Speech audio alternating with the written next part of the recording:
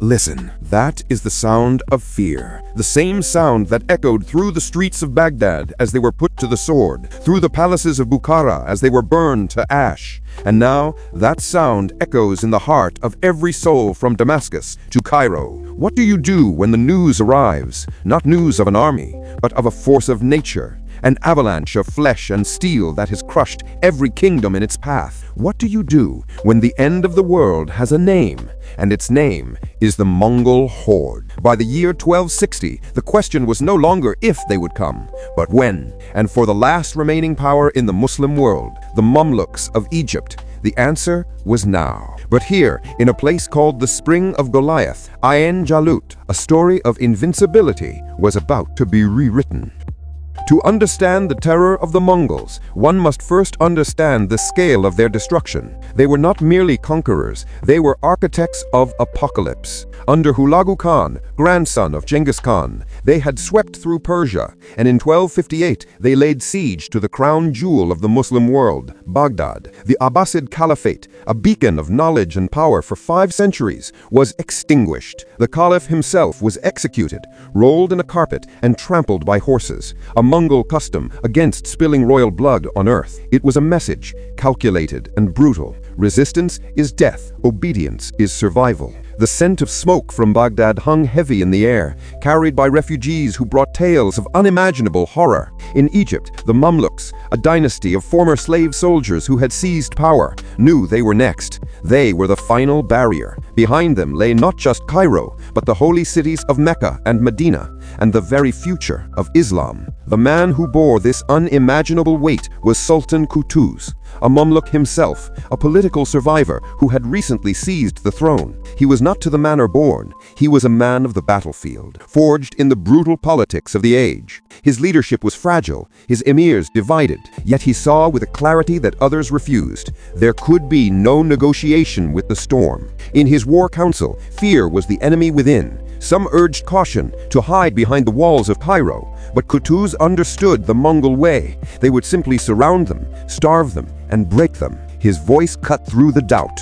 Qutuz say, "If we wait here in Egypt, they will come, and if they come, they will conquer. The only path to survival is to meet them, to break them in the field. If we are to die, let us die with honor, not caged like animals." And at his side was his most formidable and most dangerous weapon, General Rukn ad-Din Baybars, a legend in his own time, a man of immense strength and cunning, who had once been a slave, sold for a pittance because of a cataract in his eye. That flaw hid a strategic genius. Baybars knew the Mongols. He had fought them before. He was the one man who did not fear them. He studied them. The ultimatum arrived, as it always did. It was not a request, it was a verdict. The words, read aloud by a court scribe, were designed to shatter the soul. Scribes say, "From the King of Kings of the East and West, the great Khan, to you, Qutuz, the Mamluk, who fled from the swords of the Mongols, you must flee, for we show no mercy. We will shatter your mosques and reveal the weakness of your God. Your land will be our pasture." In that moment, Qutuz made a choice that would echo through history. He could have bowed. He could have tried to negotiate. Instead, he chose defiance. It was a calculated act of psychological war. He ordered the envoys seized. Qutuz say, "The Mongols have killed our kings, corrupted our lands, and terrorized our people. Now they come with threats. There is only one answer for such men." The message was clear. There would be no surrender. Egypt would fight. It was a declaration of war and a rallying cry to every Muslim heart that had despaired. Qutuz, in a masterstroke, emptied the treasury to pay his soldiers in advance. He offered amnesty to any Mamluk who had opposed him. This was not Qutuz's war, it was Islam's war. They marched north, through the Sinai, their spirits high, their purpose absolute. Their first objective was to secure their flank. In a move that stunned the world, Qutuz sent envoys to the Crusader kingdom of Acre, their longtime enemies. He asked for safe passage and to buy supplies. An alliance of faith against the existential threat. The Crusaders, wary of the Mongols themselves, agreed to neutrality. It was a diplomatic triumph. Meanwhile, the Mongol army, led by the Christian general Ketbuka Noyan, was advancing south. Confident, enraged by the death of his envoys, Ketbuka saw this as a chance to finally crush this insolent foe. He took the bait. Baybars presented his plan. He would take the bulk of the Mamluk vanguard. His role was to be the bait. He would engage the Mongols, harass them, and then he would run. He would feign a panicked retreat, drawing the main Mongol force into the valley, where Kutuz and the elite Mamluk reserves were hidden in the hills. Kutuz say to Baybars, "You must be convincing, Baybars. You must make them believe they have already won." The day of reckoning had arrived. As the sun rose, the Mongol army appeared on the horizon, a dark, seething line that grew into a thunderous wave. The ground began to shake. Ketbuka, fueled by arrogance and rage, took the bait. He gave the order for a full, devastating charge. He would run these cowards down. The full might of the Mongol cavalry, the most feared military unit on earth, surged forward with a deafening roar. But as the Mongols charged, the valley narrowed. The very speed and mass that made them unstoppable became their weakness. Their formations compressed. Their legendary mobility was lost. Kutuz say, "Wa Islama! O my Allah! Grant victory to your servant Kutuz against your enemies." It was not just a command. It was a prayer, a plea, and a roar of defiance that echoed across the valley.